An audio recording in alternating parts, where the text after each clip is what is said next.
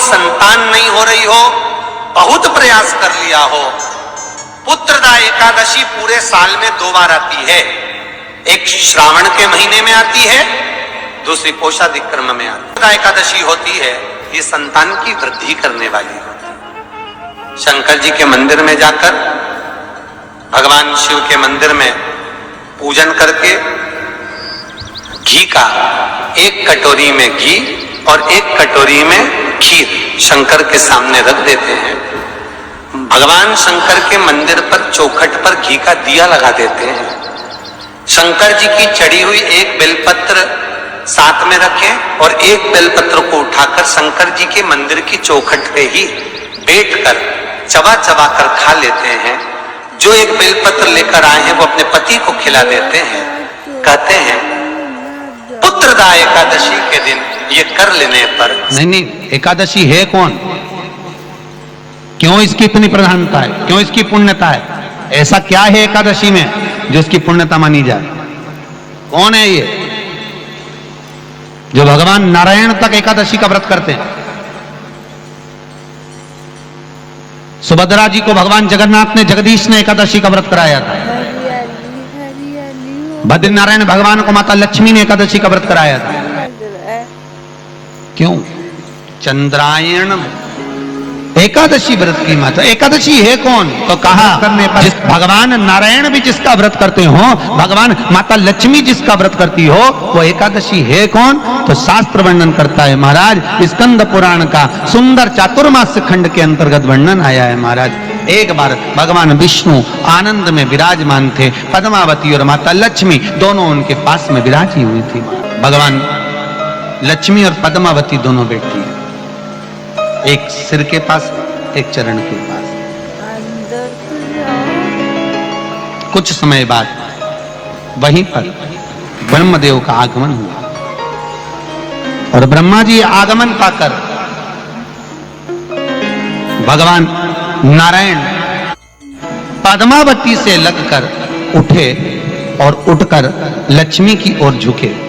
झुकने पर इन तीनों गम से भगवान नारायण के हृदय चित्त से एक कन्या प्रकट हो गई। उस कन्या का नाम एका था। क्या नाम था? एका। अब 10 उसके गुण इतने प्रबल थे, वो 10 गुण उसके बड़े प्रबल थे कि वो एका जिसको निहारती थी उसको संपदावान बना देती थी। जिसको देख लेती थी उसके जीवन में वो आनंद की अनुभूतियां करा देती थी। एका जिस मार्ग से जाती थी उस मार्ग के द्वार खोल देती थी।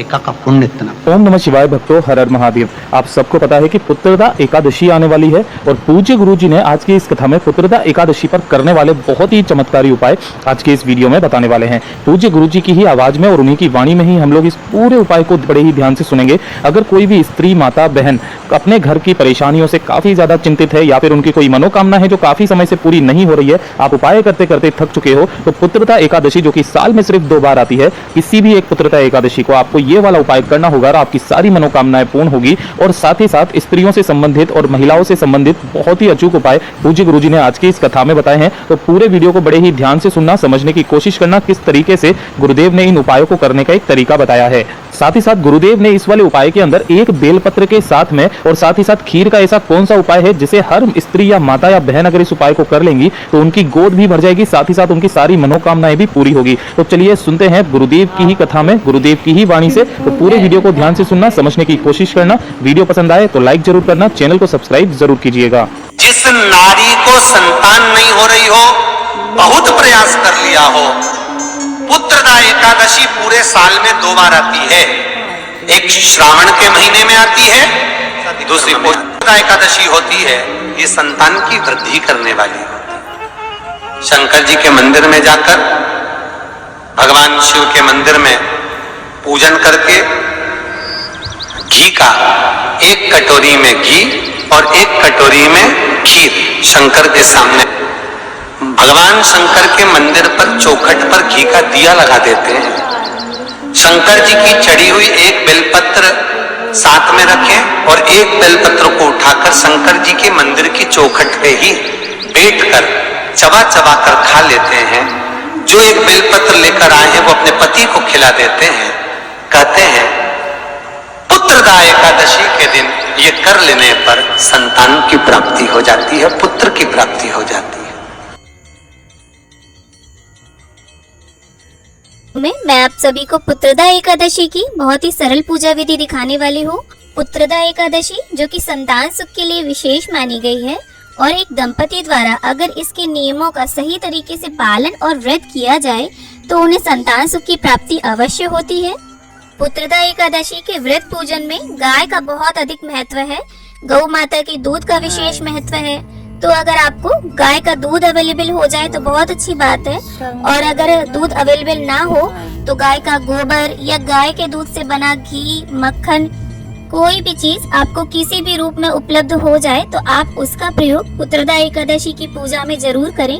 तो पुत्रदा एकादशी जो है वो साल में 2 बारी आती है, एक सावन मास में और एक पौष मास में। तो 2024 में पौष मास की पुत्रदा एकादशी का व्रत 21 जनवरी को रखा जाएगा। तो देखिए, एकादशी वाले दिन सुबह सवेरे अपने दैनिक कर्मों से निवृत्त होकर स्नान करके स्वच्छ वस्त्र धारण करें, और आप ये पूजन अपने घर के मंदिर में भी कर सकते हैं और अलग से चौकी लगाकर भी। मैंने यहाँ पर एक अलग से चौकी लगाई है और उस पर पीले रंग का वस्त्र बिछा लिया है, और फिर मेरे पास यहाँ पर श्री हरि नारायण और माता लक्ष्मी का फोटो है साथ में, तो मैं उन्हें विराजित कर लूंगी फूलों का आसन देते हुए ही। और फूलों का आसन देते हुए ही हम भगवान गणपति की स्थापना कर लेंगे, और साथ ही अगर आप चाहें तो कलश की स्थापना यहाँ पर कर सकते हैं। मैं यहाँ पर नहीं कर रही हूँ, तो इस प्रकार से आप एक लोटे में साफ जल भरकर रख लें, और साफ जल से मेरा मतलब पीने वाले जल से है। तो इस प्रकार से श्री हरि नारायण के दाहिने हाथ के साइड में हम इस कलश को रख देंगे, और थोड़े से पुष्प आप इस जल में डाल दें। और इसके बाद अब हम दीपक की स्थापना भी कर लेंगे फूलों का आसन देते हुए, और दीपक प्रज्वलित कर लेंगे, और इसके बाद अपनी पूजा प्रारंभ करेंगे। तो देखिए, यहाँ पर मैंने एक साफ पात्र में अष्टगंध चंदन से स्वस्तिक बना लिया है, और इसके बाद अब हम अपने लड्डू गोपाल को स्नान कराएंगे। तो तुलसी का आसन देते हुए, तुलसी का पत्ते का आसन देते हुए हमने उन्हें विराजित कर लिया है। और देखिए, लड्डू गोपाल जो है वो भगवान विष्णु के बाल स्वरूप हैं, और ये लगभग हर सनातनी के घर में आपको मिल जाएंगे। और अगर आपके घर पर नहीं है तो इस पुत्रदा एकादशी पर आप लड्डू गोपाल को अपने घर जरूर लेकर आएं। इसके बाद साफ जल से हमने उन्हें स्नान करा दिया है, और यहाँ गाय का कच्चा दूध मेरे पास है, तो अब हम इससे उन्हें स्नान कराएंगे। अगर आपके पास कच्चा दूध गाय का ना हो तो आप पंचामृत भी बना सकते हैं। दूध, दही, घी, शक्कर, शहद, इन 5 चीजों को आपस में मिक्स करके पंचामृत बना लें, और गंगा जल भी ऐड कर दें, और इसके बाद फिर से उन्हें साफ जल से स्नान करा देंगे। और देखिए, पौष मास में बहुत ठंडा होता है, तो आप ये जो जल लेंगे इसे हल्का गर्म कर लें। जिस तरह से आप गुनगुने पानी से स्नान करते हैं उसी प्रकार से लड्डू गोपाल को भी आप स्नान कराएं। और इसके बाद देखिए, उनका अंग पोषण कर लेंगे, और कोई भी वस्तु जिससे भी आपने उनको स्नान कराया है लगी नहीं रहनी चाहिए, इससे हमें दोष लगता है। और ये जो जल होगा इसे आप तुलसी जी के क्यारे में डाल सकते हैं, बस यहाँ वहाँ इस जल को आप ना फेंकें। और इसके बाद अब हम लड्डू गोपाल की इत्र से मालिश कर देंगे। आप चाहें तो स्नान से पहले अगर गाय का घी है आपके पास तो आप उससे भी मालिश कर सकते हैं लड्डू गोपाल की। तो देखिए, आप लड्डू गोपाल की सेवा में, पूजा में जितना भक्ति, जितना प्रेम का भाव लाएंगे, लड्डू गोपाल आपका समर्पण, आपका प्रेम देखकर उतनी ही जल्दी प्रसन्न होंगे। तो अंग पोषण करने के बाद लड्डू गोपाल का और इत्र की सेवा देने के बाद अब हम उन्हें वस्त्र पहना देंगे, और इस तरह से देखिए आसन देते हुए हम अब लड्डू गोपाल को भी विराजित कर लेंगे। और ठंड बहुत ज्यादा है इसलिए मैं उन्हें टोपी भी लगा दूंगी। साथ ही अगर देखिए आपके पास गौ माता की मूर्ति है तो आप उन्हें भी पूजा में जरूर विराजित करें। और यहाँ पर देखिए बछड़े के साथ मेरे पास गौ माता की मूर्ति है, तो मैं फूलों का आसन देते हुए उन्हें विराजित कर लूंगी। अब इसके बाद गंगा जल और पुष्प की सहायता से हम स्नान की भावना से गंगा जल का छींटा दे देंगे सभी को। और जिस प्रकार स्नान के बाद वस्त्र पहने जाते हैं ठीक उसी प्रकार वस्त्र की भावना से मैंने यहाँ पर गणपति जी को कलावा और जनेऊ अर्पित कर दिया है। और गणपति जी को चंदन, रोली, तिल समर्पित करते हुए उनका पूजन कर लेंगे। और ये देखिए मैं आपको पास से दिखा देती हूँ, ये सफेद तिल है, क्योंकि काफी लोगों का कमेंट आता है कि आपने एकादशी पर चावल का यूज किया है, तो ये चावल नहीं तिल है। इसके बाद गणपति जी को हम पुष्प अर्पित कर देंगे, धूप घास अर्पित कर देंगे और श्री हरि और माता लक्ष्मी को भी वस्त्र की भावना से कलावा अर्पित कर देंगे, जनेऊ अर्पित कर देंगे श्री हरि। और सभी का हम अष्टगंध, चंदन, रोली, तिल समर्पित करते हुए पूजन कर लेंगे। तो देखिए, अगर आपके पास माता लक्ष्मी का साथ में फोटो ना हो श्री हरि की, तो आप अलग से भी माता लक्ष्मी की स्थापना कर सकते हैं। लेकिन पुत्रदा एकादशी के व्रत में पूजा में आपको लक्ष्मी माता की स्थापना और उनका पूजन जरूर करना है। तो देखिए, अगर आप भी पुत्र की कामना से पुत्रदा एकादशी का व्रत करना चाहते हैं, तो इस एकादशी पर लड्डू गोपाल का विग्रह और गौ माता की ऐसी मूर्ति जिसमें बछड़ा भी साथ में होना चाहिए, लेकर जरूर आए अपने घर पर और पूजा मंदिर में स्थापित करें। तो इस प्रकार से सभी को टीका करने के बाद यहाँ पर पीले, नारंगी और लक्ष्मी माता के लिए मैंने यहाँ पर गुलाब का फूल लिया है, तो इन्हें हम प्रभु को और माता को अर्पित कर देंगे। तो देखिए, जो भी दंपति पुत्र की कामना से इस व्रत को करना चाहते हैं, उन्हें गौ माता की सेवा अवश्य रूप से करनी चाहिए। और अगर ज्यादा कुछ सेवा के नाम पर नहीं कर सकते हैं, तो अपनी रसोई घर में बनी पहली रोटी गौ माता के नाम से निकाल कर उन्हें खिलाएं और हो सके तो गौ माता को रोटी जिमाने के बाद ही भोजन ग्रहण करें। अब इसके बाद गणपति जी को हमने अलग से मेवे के लड्डुओं का भोग रखा है, क्योंकि गणपति जी के भोग में तुलसी दल नहीं डलेगा। और इसके साथ ही हम जल रख देंगे और साथ ही में यहाँ श्री हरि को हम यहाँ पर तुलसी दल अर्पित कर देंगे, क्योंकि तुलसी दल जो है वो श्री हरि को अत्यंत प्रिय है। और इसके बाद यहाँ नारियल के लड्डुओं का भोग लगाया है मैंने। तो देखिए, एकादशी के व्रत में ना तो अन्न खाया जाता है और ना ही उसका भोग लगाया जाता है। तो इस प्रकार से हम फलाहारी भोग ही प्रभु को अर्पित करेंगे। और जो भी ऋतु फल हो आपके पास, आप उनका भी भोग जरूर अर्पित करें और जल का भोग रखना ना भूलें। और देखिए, इस प्रकार से तुलसी के पत्ते ले लिए हैं मैंने। और जो भी हमने प्रभु को भोग लगाया है, उस सभी में आप तुलसी दल जरूर डाल दें, क्योंकि इसके बिना जो है वो प्रभु भोग ग्रहण नहीं करेंगे। और जब आप ये भोग लगा लें, उसके थोड़ी देर बाद आप लड्डू गोपाल को उनकी प्रिय बांसुरी देना ना भूलें। अब इसके बाद हम अपने सीधे हाथ में या तो थोड़े से पुष्प ले लेंगे, या इसके जगह पर आप तिल भी ले सकते हैं। और अब हम पुत्रदा एकादशी का महात्म्य या तो पढ़ लेंगे या उसको सुन लेंगे। और देखिए, अगर दोनों दंपति मिलकर इस व्रत को करते हैं, इस व्रत के पूजन को करते हैं और नियमों का पालन साथ में ही करते हैं, तो उनकी पुत्र प्राप्ति की जो मनोकामना है वो शीघ्र अति शीघ्र पूर्ण होती है। और इसके लिए आप साल में 2 बारी आने वाली दोनों एकादशियों का व्रत रहें तो ज्यादा अच्छा होगा।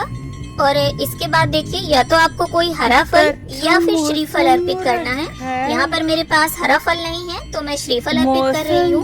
और श्रीफल हमें पानी वाला अर्पित करना है, सूखा नहीं। और इसके बाद अब हम धूप दीप से गणपति जी की, माता लक्ष्मी की, लड्डू गोपाल की, श्री हरि नारायण की, गौ माता की, सभी की प्रेम पूर्वक आरती उतार लेंगे। तो देखिए, पुत्रदा एकादशी के व्रत और पूजा में गाय का इतना ज्यादा महत्व है, गौ सेवा में इतनी शक्ति होती है। और ये मैं नहीं, हमारे पुराण कह रहे हैं, जिसमें राजा दिलीप का वर्णन मिलता है, जिसमें बताया गया है कि राजा दिलीप, जिन्होंने अपने प्रतापी पुत्र रघु को गौ माता नंदिनी, जो गौ माता कामधेनु की पुत्री हैं, उनकी सेवा से प्राप्त किया था। और इन्हीं राजा रघु के नाम से भगवान श्री राम का वंश रघुवंश कहलाया। तो इस प्रकार से आरती संपन्न होने के बाद आप अपने यथा सामर्थ्य दक्षिणा जरूर अर्पित कर दें। इससे पूजा में अगर कोई कमी रह गई होगी तो वो पूरी हो जाएगी। और ये जो लोटे में हमने जल भर के रखा था, इसे आप सूर्य देवता को अर्घ दे दें। और अगर आपने चौकी लगाई है तो इसी चौकी पर आप शाम को भी दीपक जरूर प्रज्वलित करें। और ये दक्षिणा और श्रीफल आप ब्राह्मण को दान दे दें। बाकी सभी भोग प्रसाद आप परिवार के सदस्यों में वितरित कर दें। और इसके बाद हाथ जोड़कर भगवान से क्षमा याचना कर लें कि पूजा में अगर कोई भूल हो गई हो तो प्रभु हमें क्षमा करें। तो आशा करती हूँ वीडियो में दी गई जानकारी आप सभी को पसंद आई। वीडियो अगर अच्छी लगी हो तो इसे लाइक शेयर करें।